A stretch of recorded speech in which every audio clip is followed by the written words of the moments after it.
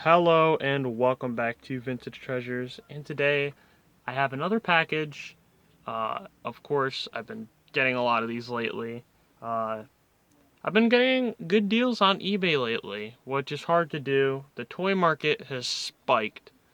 I've been jumping from line to line. As you guys know, I have a decent sized turtle collection. I've been collecting turtles for about 6 years now. Then I hopped to He-Man, Masters of the Universe for a while. Then I recently went to Ghostbusters and got a huge lot of Ghostbusters for 60 bucks on eBay, and I did get an Ecto one for 40 bucks. It was missing the chair, but I already had one. Had to restore that. Also had to restore the Ecto one itself. I should have recorded a video on that. I wasn't thinking. But if there's anything I learned from that process to tell you, the viewer, if you're going to restore an Ecto 1 or really any toy in general, the see-through plastic they use for glass on vehicles, it smudges when you use a magic eraser. So if there's scuffs on the plastic, don't use a magic eraser. So with this little spree of buying Ghostbuster stuff, I picked up a lot on eBay. It was an auction, and I got all of this for 30 bucks, I think, after shipping and fees. Pretty good. There's some pretty good stuff in here. I think there's some super fright features. Uh, there's a Alright, so for the line itself, there's two separate fright features line. There's this one, which is the original one. You have the original 5 Ghostbusters, the original 4 Ghostbusters, and who's Janine. You have Janine in the original Fright Features line, and then in the Super Fright Features line, you had them again, and there was the 4 Ghostbusters and Janine again. So in this lot, I picked up, I believe, 3 Super Fright Features figures. I think it was Egon, Winston, and Ray. I do already have a Ray. Actually, my Ray is already complete with his ghost and his accessory. So that's pretty cool. I think the one I got actually is in better condition, but something I did notice in the picture is that this is his default face, and this is his fright feature face, so you have to press the knob for that. So I wonder if my head was somehow put on backwards. Alright, so that's enough talk. Let's get this box open.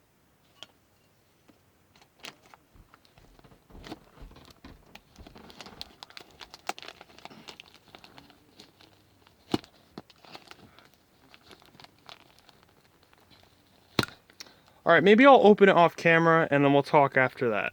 Alright, so I got the box open. They use some heavy duty packing tape.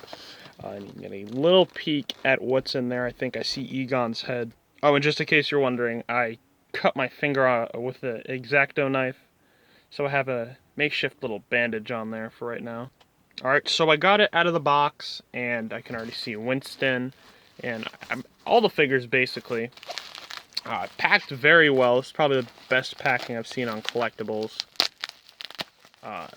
Because if you think, alright, if you really think packing is crucial, or if you have common sense in general, you have to see. That was a bit mean, but you got to see the way you have to see my scratch video, and you have to see the way that guy shipped the scratch figure to me. That was my first unboxing on this channel, actually, and yeah, not bad for a first unboxing. Arguably the rarest item in the original Turtles line. And I got more of that heavy-duty tape off of here, so let's individually go through these figures. Alright, and the first figure out is the... Ooh, the light is not treating this figure well. This is the Slime Hero. I believe it's called Slime Hero figures. Yeah, these figures are pretty dirty, and some of them are even pretty badly damaged. Like, his hand's pretty messed up on there. But these figures are kind of expensive. They're not incredibly expensive. Like, you could buy them probably. They are just repaints of the original figures. Like, if you can see that, actually his skin tone's lighter on this figure, than it is on the original. But they're pretty cool looking. Uh, cool looking. The thing is, I can't just use a regular proton pack because they came with specially colored proton packs for this series, but it's honestly not that noticeable that his hand's missing. And if I didn't point it out, I bet some of you guys wouldn't even have noticed. Okay, let's see the next figure we pull out. Another Winston. Another Winston. Actually, he's a Ghostbuster I had the least figures of, but I think this is going to bump him up a couple of steps. This is not Fright Features, but Super Fright Features Ghostbusters. And yeah, this is just a great figure. I love the colors on him, the Ghostbusters logo. And for having mechanical parts in him, and being from the 80s and being relatively cheap, he is very thin, like very well put together, very well made. I'm not sure who the sculptor is or the designers are, but they definitely did a great job on this figure. So, as you can see, this is Winston in a space theme, and of course, just like all the other figures, it has a gimmick. So if you pull down this little switch on his back, let's test this out real quick. He pops out of his little space suit unit. It sticks out a bit. If you, yeah, I guess it's a little broken, but it's not going to bother me too much. It's still, oh, there we go. It's functioning. It just gets a little jammed. These definitely have to be cleaned, so after I clean this, it might work better. Okay, so let's see who's in. Alright, and we have a Egon in the Super Fright Features line again. This is not a great color. This is white. It's not showing up great on camera, but this is the Super Fright Features Egon, and he's in a spacesuit. And there's aliens coming for his head apparently, and with the switch on the back, a lot like Winston. If you were to take that the switch and flip it up, it's supposed to knock over pieces of his helmet on the side, but this figure is so expensive with those, and I got this in a lot, so I'll just keep it. It doesn't look too bad. Also, I think he displays better with his face. The red, the black, and the white definitely look good together, especially with the Ghostbusters logo. He'll clean up pretty well. I think they all will, in general. And the next figure is another Super Fright Features figure, and this is actually a duplicate for my collection. This is Ray, and let's check that mechanism. It's actually broken. It's not. I bet I can get this to work eventually. It's not like broken. Oh, see the head turned a bit. It's not like terribly broken, but it's not in good working condition. But as I said earlier, I have one already. And look, both the pegs are up, but they have different faces, so one of these might have had their head put on backwards, or maybe this one is just truly broken. I had one complete already, and he's in great condition, so he'll probably just end up in the back of the collection.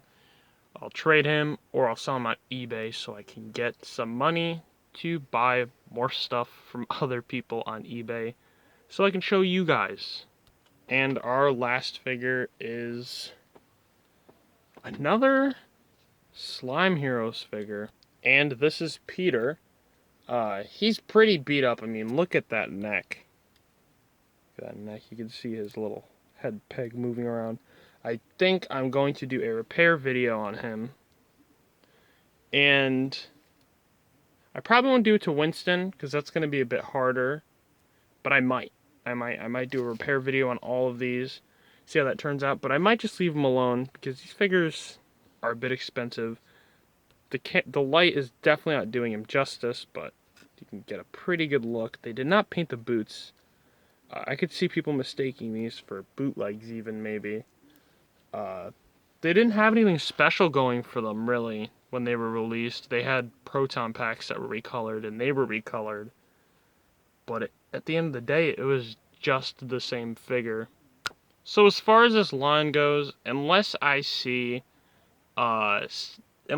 some of these slime heroes in a lot uh, on eBay and the price is right, I doubt I'll go searching for Egon and Ray because they're just repaints at the end of the day, and that's very close to variant collecting at that point. And with the price of these guys, I'd rather just get myself a mail fraud or a hard hat and get a new face in my collection. But if you are a completionist, of course, go ahead buy it yourself. Uh, I think it is worth it if you have the whole line. If you have your, I think they're the Blacklight series. If you have your originals, if you have some of these even, uh, then, variant collecting at that point is kind of important to get yourself some Ghostbusters in the midst of all those ghosts. But I'd rather pick myself up a mail fraud, as I said before, or another figure, because my collection is really not that huge as far as Ghostbusters go. I did also just notice his fingers are a little banged up too, so uh, at the end of the day, I might just buy myself like a foxed or a damaged batch of the Ghostbusters, cut their hands off, and replace them, and just put them on these guys if I need to. But I don't see myself going through a lot of effort, as these are just duplicates. So not bad for $30 after shipping and tax. Uh, really not that bad considering the damages, even considering the damages, like the broken neck collar thing. I think I'm going to patch that because it's very vital. The hands not so much, I might touch up and paint them. The hands, and then like the little bit dirty action feature, they're all dirty, so I'll have to clean them anyway. Speaking of that, I'm going to make a separate video on that. If you want to see how to clean Ghostbusters without being too hard, then definitely watch that video. And then we have the missing helmet, and a little bit of paint scuffs all around, and then this guy doesn't work. But as far as it goes, as a whole, after these are done being cleaned, they're perfect. Like, they don't look horrible. After I touch up the paint, they'll look even better. Yeah, definitely worth the $30, and that's including the shipping and fees. So, not bad. Definitely check my channel for that cleaning video. If you don't know how to clean your figures or don't trust yourself quite yet, I've done stupid stuff before, so I know what to not do. I'll give you some tips along the way of cleaning these guys. Also, you can see what I use to clean these guys up and give tips. So if you are a collector yourself and need that advice, definitely check out my channel. That video will likely be uploaded somewhere around when this video is uploaded. But have a great rest of your day or night, and goodbye.